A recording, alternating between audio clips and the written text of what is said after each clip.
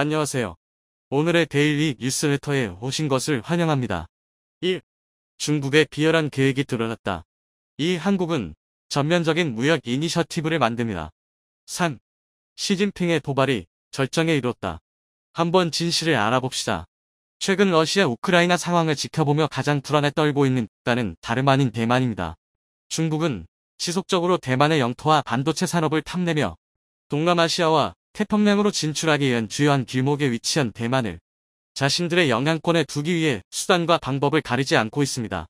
중국이 항공모함을 만들고 있는 이유 또한 미국에 맞서 아시아 태평양 패권을 차지하기 위함으로 그 시작은 대만을 완전히 자신들의 영향권 안에 두는 것입니다.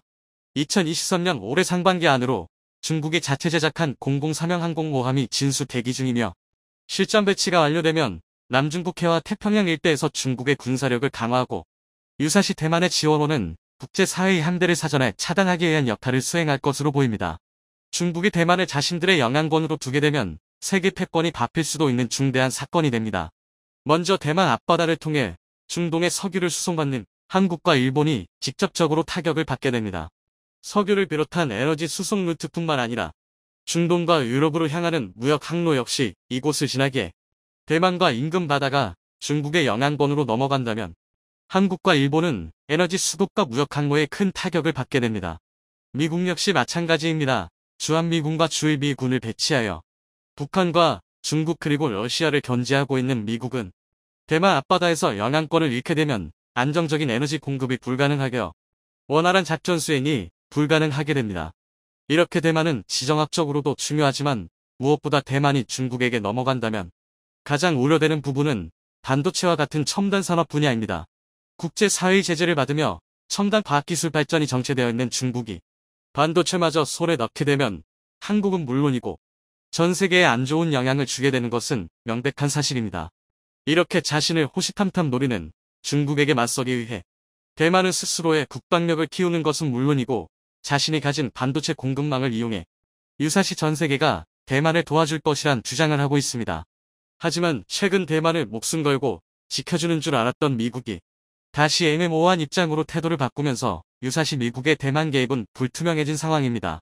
6월 3일 미국 국무부에서 공식적으로 대만의 독립을 지지하지 않는다라고 밝히면서 대만 여론은 난리가 난 상황이라고 하는데요.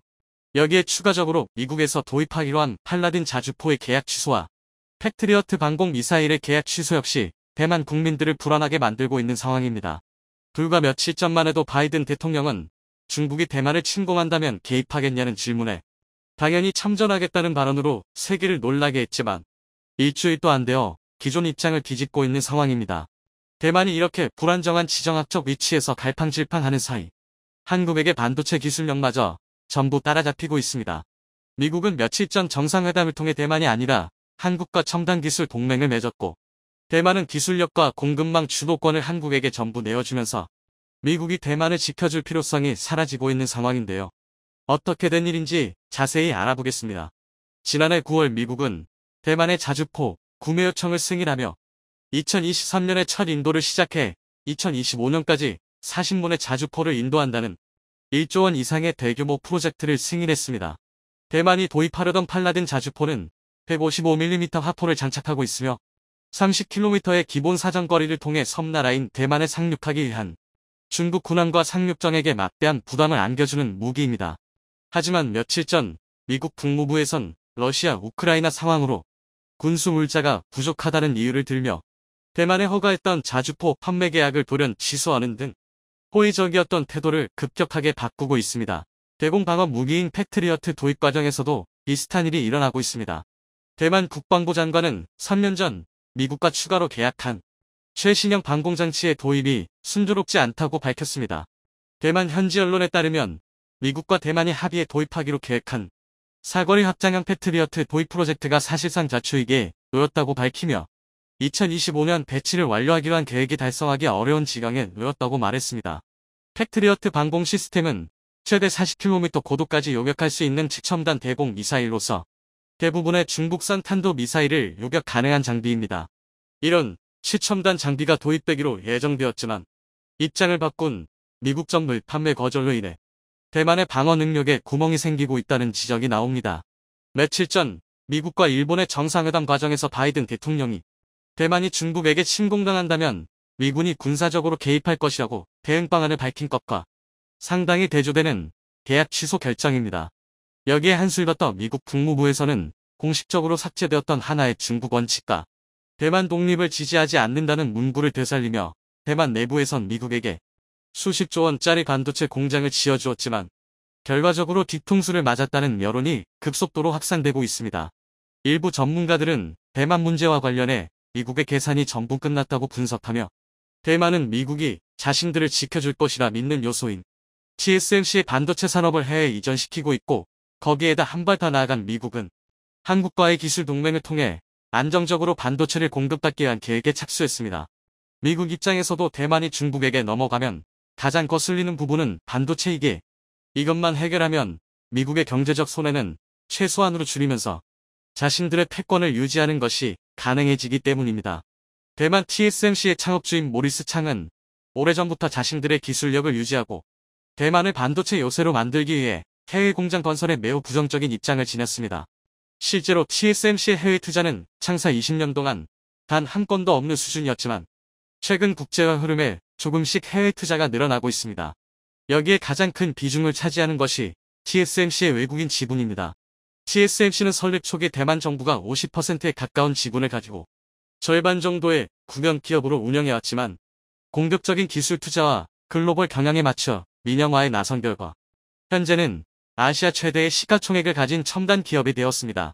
그런데 문제는 TSMC의 지분 중 무려 78%가 외국인 지분으로 대만 국적이 아닌 외국인들이 TSMC를 소유하고 있는 것입니다. 즉 78%의 외국인들이 대만 TSMC의 향후 투자와 공장 건설 등 주요한 경영 현안을 결정하고 있는데요. 최근 들어 대만의 외국인 지분율은 급격하게 늘어나며 이들 중 대부분이 미국계 지분인 것으로 파악되고 있습니다. 이런 미국계 주주들의 의사대로 대만 TSMC는 창업주의 댁과는 반대되게 해외 공장 건설과 연구개발센터 건설 등 대만에서 벗어나 수십조 원 규모의 새로운 공장을 짓고 있는데 가장 대규모로 투자한 곳은 다름 아닌 미국입니다. 미국에 지어질 공장은 대만 현지 공장보다 최신식 시설과 대규모의 생산 능력을 갖춘 것으로 알려졌습니다. 즉 미국계 대주주들이 대만의 TSMC 경영에 참가해 대만의 반도체 공급망을 미국으로 옮겨온 것으로 이는 향후 대만과 중국의 충돌이 발생하여 반도체 공급이 불안정해졌을 경우에 대비한 미국의 대응이라고 보는 시각이 지배적입니다. 하지만 반대로 생각해보면 대만에게는 오히려 안 좋은 결정입니다. 미국이 자국 본토에 최신식 반도체 공급망을 갖추고 있기에 중국으로부터 대만을 지켜줘야 할 명분이 사라졌다는 것입니다. 따라서 대만 TSMC의 해외 투자가 활발해지면 활발해질수록 대만은 스스로 지킬 수 있는 힘을 길러야 한다는 주장이 나오고 있습니다. 미국이 대만의 반도체를 놓고 있는 이유 중 하나로 대만의 기술력의 한계가 왔다는 평가도 나오고 있습니다. 대만 TSMC의 최대 고객인 애플의 칩셋은 지난번 아이폰과 동일하게 5나노 공정을 그대로 유지할 것으로 보입니다. 대만은 그동안 3나노와 4나노를 개발했다고 밝히며 이번 하반기에는 3나노를 상용화하겠다고 다짐했지만 공정 수율과 양산성의 문제로 이번 하반기 출시가 불투명한 상황입니다. 대만 현지 언론 매체의 보도를 인용하면 내년인 2023년까지 3나노와 4나노의 양산에 나서지 않을 가능성도 제기되며 대만의 반도체 미세 공정이 5나노에서 정체되었다는 분석을 하고 있습니다. 하지만 삼성은 이미 4나노 공정을 적용하여 퀄컴의 스냅드래곤 칩셋과 자체 엑시노스 칩셋을 생산하고 있습니다. 이에 반도체 업계에서는 TSMC가 3나노는 물론이고 4나노에서도 공정 수율을 향상시키는데 어려움을 겪고 있다고 판단하고 있습니다. 최근 몇 년 동안 반도체 업계에선 삼성의 기술력과 공정 수율이 대만 TSMC에 뒤처진다는 식의 보도를 했지만 3나노 공정에선 완전히 판이 뒤집힐 것으로 보입니다. 기존의 TSMC가 장악한 파운드리 시장의 삼성전자는 2010년도부터 본격적으로 뛰어들며 굉장히 짧은 시간 내에 많은 발전을 이뤄냈습니다. 하지만 TSMC가 열심히 준비한 미세 공정에서는 이기기 어렵다는 판단하에 3나노터 판세를 뒤집을 작전을 계획했고 최근 완벽히 먹혀 들어가고 있습니다. TSMC가 3나노에서 어려움을 겪는 이유는 기존 미세 공정과 똑같은 핀팻 공정을 그대로 적용하고 있기 때문입니다. 하지만 삼성은 이런 문제를 미리 예측하고 핀팻보다 완전히 발전된 구조인 GAA 구조 개발을 주도하여 반도체 업계 전문가들은 3나노 공정부터는 삼성과 TSMC의 기술 격차는 상상을 초월할 정도로 벌어질 것이라 분석했습니다. 삼성의 GAA 구조는 세계 최초로 적용되었으며 이에 위기감을 느낀 TSMC는 이나노 공정에 GAA를 적용하겠다고 밝힌 바 있습니다. 대만은 자신들의 반도체 산업을 꼭 국제사회가 대만을 지켜줄 것이라 착각했지만 최근 미국의 첨단 무기 판매 불가 결정으로 모든 계산이 끝난 것으로 보입니다. 대부분의 대만 공장은 미국에도 지어지고 있으며 기술 동맹을 맺은 한국의 반도체 기술력은 대만 TSMC보다 더 앞서 나가고 있습니다. 경제 분야에서도 비슷한 일이 일어나고 있습니다. 중국을 압박하기 위한 경제협력기구인 인도 태평양 경제 프레임워크 이페프에서 대만은 참여하겠다는 의사를 강력하게 밝혔지만 미국은 중국의 눈치를 보면서 대만의 참여를 거부했고 이페프 수준에 한참 못 미치는 무역 이니셔티브 창설에 합의했습니다. 대만 내부에서는 이페프만큼이나 효과적인 경제협력이라 홍보하고 있지만 전문가들은 사실상 범위가 조금 더 넓은 FTA라고 보고 있습니다. 2023년 올해 대만의 1인당 국민소득이 한국을 넘어설 것이라며 좋아했지만 최근 대만의 상황을 보면 걱정해야 할 일들이 태산인 상황입니다. 중국의 도발이 극에 달하고 있습니다. 최근 밝혀진 첩보에 의하면 중국 국방부는 산둥성 부근에 대규모 공군기지를 건설 중인데요. 이 기지가 완성된다면 대한민국 해안선은 중국의 4세대와 4.5세대 전투기에 그대로 노출되리라는 것이 많은 군사 전문가의 한결같은 의견입니다. 물론 이 기지의 건설 목적이 일본과 한국의 대치한 미분을 경계하기 위한 중국의 전략이라는 다소 안이한 의견도 있습니다만 기지의 위치나 활주로의 길이, 병납고의 규모만 보더라도 다분히 그 저희를 의심해 볼 만한데요. 쉽게 말해 중국이 새롭게 건설하고 있는 공군기지는 일반적인 전투기뿐만 아니라 폭격기와 대형 항공기까지 동시 운용할 수 있는 전략 거점이란 뜻입니다. 오늘은 호시탐탐 대한민국의 명주를 노리는 중국의 도발에 대해 알려드리겠습니다. 중국은 인민군 창군이에 그들의 목표를 단 한 번도 바꾼 적이 없습니다. 중국의 목표는 언제나 단 하나의 중국, 주변국의 정목을 통한 적화 통일이었는데요. 중국은 세계의 군축 추세에 역행하며 경제 규모를 키운 족족 국방비에 막대한 투자를 쏟아부었습니다. 실제로 스톡홀름 국제평화연구소 시프리 추산에 따르면 중국의 군사비 지출은 지난 20년 동안 연평균 6.6%나 증가했습니다. 그 결과 20년 전 200억 달러, 대한민국 절반쯤이었던 국방비는 현재 무려 12배 가까이 상승한 2,300억 달러인데요. 하나 약 300조 원에 육박하는 어마어마한 금액입니다. 이미 세계 2위였던 러시아를 제친 지 아득한데요. 오죽하면 이제는 정말 미국과 해볼만 하다라고 생각할 지경까지 도달했습니다. 지금 중국은 자신의 성장의 도취의 자제력을 완전히 상실했는데요. 일례로 지난 1월 대만 해협에 이정찰기가 진입하자 중국 공군에서 전투기를 출격시켜 일촉즉발의 상황을 연출하기도 했습니다. 남중 국해에 위치한 파라셀 군도 근처를 비행하던 미 해군 RC-135 정찰기, 중국 제-11 전투기가 공대공 미사일을 장착한 채 접근한 것입니다. 더군다나 중국의 제-11 파일럿은 정말 미치기라도 한 것인지 겨우 6m 남짓한 거리까지 바짝 따라붙는 만행을 저질렀는데요. 심지어는 RC-135 내부 인원이 중국 파일럿의 헬멧까지 맨눈으로 확인할 수 있을 정도였습니다. 당시 두 전투기의 속도는 시속 약 800km에 달했는데요. 스치기만 해도 치명타인 속도로 바짝 접근한 중국의 이런 행동은 말 그대로 미국의 한판 물어도 거리낄 게 없다고 광고하는 수준이다. 비단 몇 년 전까지의 중국이었다면 꿈도 못 꿀 일이었는데요. 미국을 언젠간 잡아야 하는 대마로 생각했지만 군사력의 차이가 비교 대상이 아니었기 때문입니다. 하지만 지금은 유치할 정도로 노골적인 도발을 날릴 정도가 되었는데요. 그만큼 중국의 군사력이 강력해졌다는 방증입니다. 특히 국제적으로 가장 강력한 영향력을 행사할 수 있는 해군력에서는 적어도 규모 면에서 중국 해군이 세계 최대입니다. 중국이 보유한 함정의 수는 지난 20년간 약 3배 가까이 증가했는데요. 미 해군 정보국 오니의 첩보에 따르면 중국이 보유한 군함은 2015년 255척에서 2020년 360척까지 증가했습니다. 이는 미 해군이 보유한 함정의 총량보다 최소 60척 이상 많은 숫자입니다. 말 그대로 풀빵 찍어내듯 함정을 뽑아낸 건데요. 아이러니한 건 중국이 이렇게 빠른 조선 기술을 습득할 수 있었던 건 서방 세계의 민간 선박 대량 발주가 각종 설계, 공정 및 기술적 혜택을 제공했기 때문이라는 것입니다. 심지어 중국 국영 조선소의 대형 선박을 가장 많이 발주한 나라가 바로 대만인데요. 결국 대만은 중국의 화전양면전술에 서가 제 손으로 스스로의 목을 조른 셈입니다. 중국이 막대한 해군 물량을 갖추게 되면서 1990년 류화칭 해군 사령관이 주장했던 돌연 전략이라는 망상을 실현할 수 있는 힘을 얻게 되었는데요.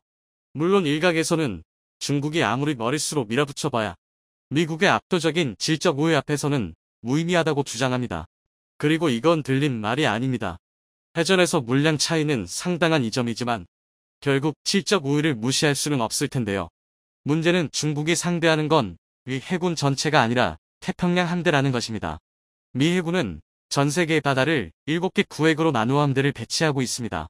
중국 입장에서는 해군 총력을 동원해 서태평양 구획을 담당하는 이 해군 제7함대만 상대하면 되는 것입니다. 이미 미국의 수적 우위를 선점한 중국이라면 해볼만한데? 라는 생각이 드는 것도 무리가 아닌데요. 실제로 시시스는 앞으로 닥칠 양안 전쟁에서 중국에 의해 미 해군 또한 괴멸적 피해를 볼 것이라 분석했습니다.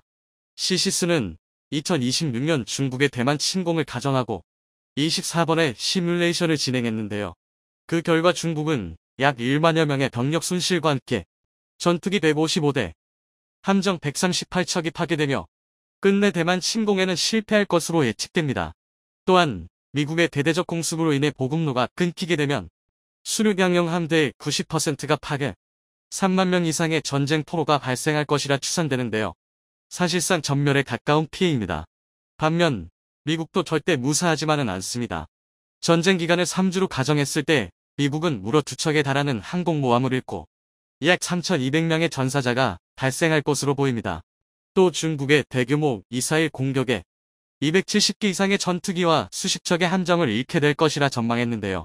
제7함대가 니미츠급 항공모함 한 척을 필두로 타이콘데로가급 이지스 순양함, 주말트급, 알레이 버크급 이지스 구축함 등 약 35대의 함정을 기본 편제로 운용 중이라는 걸 고려하면 결코 무시할 수 없는 피해입니다.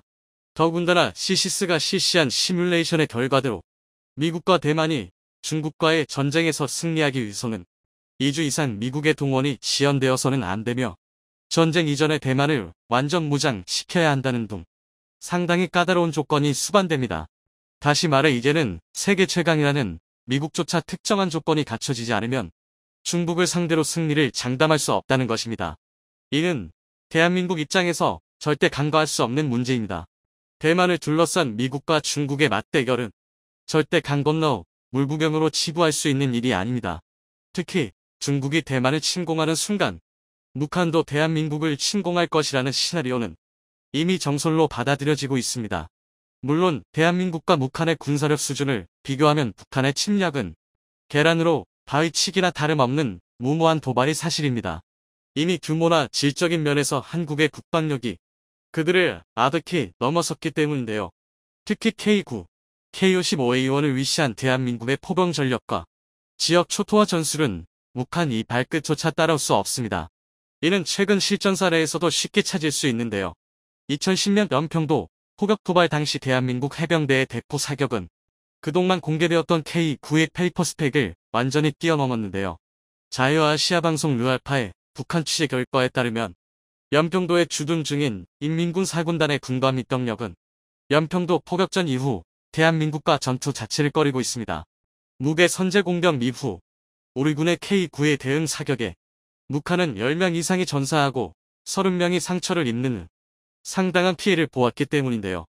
심지어 당시 우리 해병대의 K9 포대는 이미 오전에 포격 훈련을 한 차례 진행한 뒤라 적재된 포탄도 없었고 일대는 오전 훈련 도중 기능 고장이 발생해 물발탄을 처리 중인 상황이었습니다. 이는 비단 육상뿐만 아니라 해상, 공중 어디서도 북한이 대한민국을 군사력으로 대적하는 것은 불가능합니다. 그런데 한쪽으로 기운 힘의 균형에 중국이 가세 있다는 사실, 우리는 주목해볼 필요가 있습니다. 중국은 지난 1992년 한중 수교가 시작되며 아시아의 평화 분위기가 흐를 때도 뒤에서는 대한민국을 겨냥한 단거리 탄도미사일 800개를 해안선에 배치해왔습니다. 그런데 이 정도 사건은 약과입니다. 최근 밝혀진 첩보에 의하면 중국이 산둥성 부근에 건설 중이던 대규모 공군 기지가 앞바지에 다다랐습니다. 문제는 이 기지가 건설된 위치인데요. 칭다오시에서 북동쪽으로 약 55km 떨어진 시다모자오 일대의 이 공군 기지는 대한민국 해안선과 고작 490km 정도밖에 떨어져 있지 않은데요. 아무리 베낀 기술로 만들어진 전투기라 할지라도 중국 공군의 규모는 영국, 러시아를 넘어 세계 2위권의 규모입니다. 더구나 4세대, 4.5세대 전투기를 운용하는데 가장 이상적인 작전 반경이 바로 공군기지 중심 500km인데요. 이렇게 중국이 산둥성 부근에 건설된 항공기지만 해요. 이는 명백히 대한민국을 노린 전략적 배치인데요. 심지어 이 항공기지들은 일반 전투기의 이착륙만을 위한 시설이 아닙니다.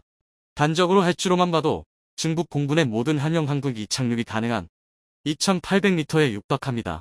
게다가 설치된 경납고는 통상적인 전투기의 경납고 비 가로 세로 30m를 훌쩍 넘은 50m인데요. 이처럼 비정상적인 크기의 활주로와 경납고는 중국 내륙 깊숙이 위치한 폭격기 운용 기지에서나 볼 수 있는 핵심 전략 시설입니다. 쉽게 말해 중국이 새롭게 건설하고 있는 공군 기지는 일반적인 전투기뿐만 아니라 폭격기와 대형 항공기까지 동시에 운용할 수 있는 전략 거점이라는 얘기인데요. 대한민국이 당장 북한은 참교육할 수 있어도 여기에 중국 공군이 합세한다면 최소한의 피해는 감수해야만 하다. 중국 입장에서는 북한을 이용해 국지전 양상의 도발만 감행시키더라도 대한민국과 미국의 발을 동시에 묶어둘 수 있습니다. 중국이 이런 효율 좋은 술책을 외면하지 않을 텐데요. 게다가 북한 단독으로 대한민국을 상대하는 건 무리겠지만 중국이 돕는다면 적어도 팽팽한 줄다리기는 가능합니다. 중국과 대한민국은 6월 25일 전쟁 이후부터 지금까지 적어도 군사 분야에서만큼은 단 한순간도 적성국이 아닌 적이 없습니다. 중국의 노림수는 앞으로 완성될 새로운 공군기지를 통해 대한민국의 주요 전략시설 타격을 목적으로 하고 있습니다. 대규모 항공기 운용 인프라를 갖춰 놓은 덕분에 쉬지 않고 전투기와 폭격기를 띄울 수 있는 중국의 산둥성 공군기지는 문자 그대로 대한민국을 폭격하기 위한 최적의 조건을 갖추고 있는데요. 그러나 대한민국이 이를 막아낼 역량은 충분합니다. 잔뜩 허세를 부리며 프로파간다로 중국 인민을 현혹. 중국은 45년간 단 한 번의 실전도 경험하지 못한 나라입니다. 심지어 적성국과 직접적인 대립도 없었는데요. 규모 면에서 아무리 막대한 차이가 나더라도 대한민국이 미리 대비하고 준비하면 넘지 못할 벽은 아닙니다. 부디 대한민국이 중국을 포함한 외세의 도발에 흔들리지 말고 앞으로도 계속 자유세계의 평화를 유지하는 한 축으로 성장하길 기원합니다. 지금이야 중동이 석유를, 중국이 휘토류를, 러시아가 천연가스를, 호주가 석탄을 가지고 자원을 무기화하고 있는데 인류 최초의 자원전쟁은 아이러니하게도 세동에서 시작됐습니다. 남미의 페루와 칠레의 연안은 예부터 어족 자원의 보고였습니다. 밑바닥에 가라앉아 있던 플랑크톤의 사체가 해류를 타고 떠오르기 때문에 이것을 주식으로 하는 불고기들의 먹이 사슬이 탄탄했죠. 그리고 이 생선들을 노리는 가마우즈와 펠리컨이 3억 마리가 넘게 몰려들고 그 수를 헤아릴 수 없는 수천 종의 조류가 먹이를 구하러 이곳으로 날아옵니다. 그런데 새들이 모이는 곳에는 응당 새똥이 존재하는 법. 새가 똥을 싸고 그 똥 위에 또 똥을 싸면 이는 산처럼 쌓이게 됩니다. 그런데 수억 마리의 새가 수만 년간 배출한 이 새똥 구함은 인간이 질소를 화학적으로 분리해내는 방법을 찾기 전까지 전 세계에서 유일한 고농축 질소 비료였습니다.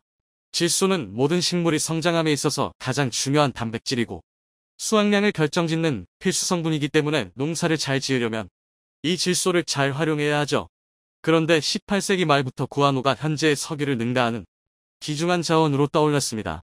왜냐면 유럽에서 산업혁명 이후로 급격한 인구 증가가 뒤따랐는데 이는 필연적으로 식량 생산을 늘려야 함을 의미합니다. 그래서 유럽인들은 잉카인들이 사용하던 구한호에 주목하기 시작했고 1840년대부터 수많은 증기선들이 구한호를 유럽으로 실어 넣었는데요. 구한호를 최초로 국유화한 것이 페루였는데 페루는 이 새똥을 팔아 막대한 부를 축적하기 시작해 경제 호황을 마음껏 누렸습니다. 연평균 9%씩 경제 성장을 이루던 페루는 본격적으로 욕심을 부리기 시작합니다. 아직 캐내지도 않은 구한호를 담보로 유럽 자본을 빌려 대규모 설탕 농장에 투자했는데 과잉 생산은 가격 폭락을 불러오기 마련인지라 페루는 가격을 방어하지 못해 결국 파산 직전까지 이르게 됩니다. 그러나 유럽의 농업은 이미 페루의 구한호에 너무 의존하던 상황이었기 때문에 대체제도 없었고 높은 가격을 지불할 의사도 없었습니다. 결국 전쟁이 발발하고 말죠. 칠레와의 국경지대에 있는 구한호를 두고 페루와 칠레는 소유권 분쟁을 시작했고 칠레의 뒤를 봐주던 영국과 프랑스는 결국 페루를 침공하게 되고 4년 만에 막을 내렸습니다. 이것이 바로 1879년 발발한 구아노 전쟁 또는 새똥 전쟁입니다. 역사는 반복된다고 하죠. 새똥이 불러온 전쟁이 끝난 지 150년 가까이 지났건만 지금 현재도 전 세계는 자신만의 구아노를 활용해 자원전쟁에 나서고 있는데요. 그런데 자원에 있어서만큼은 최빈국이라 불리는 대한민국에게도 구아노는 있습니다. 깊은 바다나 깊은 산, 깊은 땅 속에 있는 것이 아니라 도시 한복판에 말이죠. 아마 여러분들도 도시광산이라는 단어는 들어보신 적이 있으실 텐데요. 이는 해외광산으로부터 희귀금속을 얻는 것이 어려워지면서 자원빈국의 새로운 생존 수단으로 떠올랐지만 뿐만 아니라 고갈되는 자원을 보호하는 차원에서 자연을 보호하는 차원에서 또는 버려지는 자원을 재활용해 더 유용한 자원으로 활용한다는 차원에서 주목받는 기술인데 쉽게 말하면 버려지는 폐가전제품 등에서 희귀금속을 얻는 겁니다. 과거에는 금을 캐기 위해 곡괭이와 삽을 들고 광산으로 달려갔다면 이제는 폐가전제품 하치장으로 달려가는 것이죠. 이 도시광산이라는 용어는 1986년 일본 도우쿠 대학의 난조 미치오 교수에 의해 처음 제시됐습니다. 그는 지구에 매장된 자원 중 석유나 석탄은 한번 사용하고 나면 사라져버리지만 금속은 사용 이후에도 폐기물 속에 그대로 남아있어 언제든 재활용할 수 있다는 개념을 제시하면서 관심을 끌게 됐는데요. 이러한 주장과 맞불려 1990년 이후부터 현재까지 전 세계적인 금융위기와 불안정한 정세가 지속되면서 희귀금속 확보를 위한 도시광산 개발은 중요한 산업으로 자리매김했는데요. 그렇다면 이 도시광산 기술로 얻을 수 있는 희귀금속은 광산 채굴과 비교했을 때 효율이 있을까요? 지난 2016년 전남 해남에서는 한국지질자원연구원이 개발한 지질 탑사 기술로 지하 300m의 문인 약 21만 톤의 금광석을 발견했는데 이를 채굴하면 금 627.5kg을 추출할 수 있다고 알려졌습니다. 1톤의 금광석에서 3G의 금을 회수할 수 있는 것이죠. 그러나 이에 반해 폐유회폰 1톤에는 금 200-400g뿐 아니라 은 3kg, 구리 131kg, 주석 13kg, 니켈 16kg, 16종의 금속이 들어있습니다. 도시광산의 자원 매장량이 천연광산보다 월등하다는 겁니다. 특히 폐가전 제품은 희소금속을 많이 함유하고 있는데 자동차는 크롬, 망간, 니켈 등 희소금속이 4.5kg이 들어있고 냉장고, 에어컨에 들어가는 모터에는 335g이, TV, PC의 LCD 패널에는 약 344g의 희소금속이 들어있습니다. 수명이 다한 가전제품, 휴대전화, 컴퓨터는 폐기물 취급을 받지만 매장량과 경제적 가치 측면에서는 광산의 원석만큼이나 가치가 있는 셈입니다. 현재 전 세계에서 매년 버려지는 전자 폐기물이 약 5천만 톤을 웃돕니다. 그 중에서 재활용되는 비율은 불과 17% 수준으로 대부분의 전자기기는 버려지거나 소각돼 환경오염을 유발하는데요. 더구나 전자기기의 사용률은 매년 높아져 2030년 즈음에는 전자 폐기물이 7,400톤에 이를 것으로 예상되는 만큼 도시광산 기술에 대한 관심이 고조되고 있습니다. 그렇다면 한국의 도시광산 기술은 어느 수준까지 도달했을까요? 얼마 전 한국과학기술연구원의 불자원순환연구단은 폐기물에 포함된 금을 99.9% 효율로 회수하는 소재를 개발했습니다. 자동차나 석유화학 등 여러 산업에서 발생하는 폐기물 속 희금속을 재활용할 수 있게 된 것인데 연구팀은 다층으로 이뤄진 내부 구조를 고분자 껍질이 감싸고 있는 캡슐형 소재를 개발했습니다. 이 소재는 금이온을 캡슐 내부에 가해소하는데 다층으로 이루어진 내부 구조에는 금이온에만 반응하는 장치를 두었는데요. 캡슐의 고분자 껍질은 금이온을 통과시키지만 금과 함께 존재하는 부유고형 물질은 통과시키지 않아 내부 구조가 막히는 현상을 방지하게 됩니다. 덕분에 기존의 흡착 소재들과는 비교할 수 없는 회수 효율을 얻게 됐죠. 효율이 세계 최고 수준인 99.9%에 이릅니다. 더구나 해당 소재를 10회 재사용해도 이 성능을 유지하기 때문에 폐가전 제품에 포함된 금을 거의 대부분 회수할 수 있게 됩니다. 이러한 연구 결과는 지난 4월 국제학술지인 케미컬 엔지니어링 저널에 게재됐습니다. 연구팀이 공개한 사진을 보면 금을 함유한 폐액을 새로 개발한 캡슐형 소재를 통해 회수 공정을 거치면서 소량의 금을 추출해냈는데 아주 적은 양에서 추출한 금의 양이 상당한데요. 만약 이만큼의 순수한 금을 얻기 위해 필요한 금광석의 양은 상당할 텐데 세상 대단한 기술이라는 생각이 듭니다. 우리나라의 도시광산 업체 수는 2008년 363개에서 2016년 1026개로 증가했고 아마 현재는 더 많아졌을 것으로 생각됩니다. 회수가는 금속 종류도 2009년 14개에서 2016년 28개로 늘어난 도시광산 기술은 매년 진화하고 있습니다.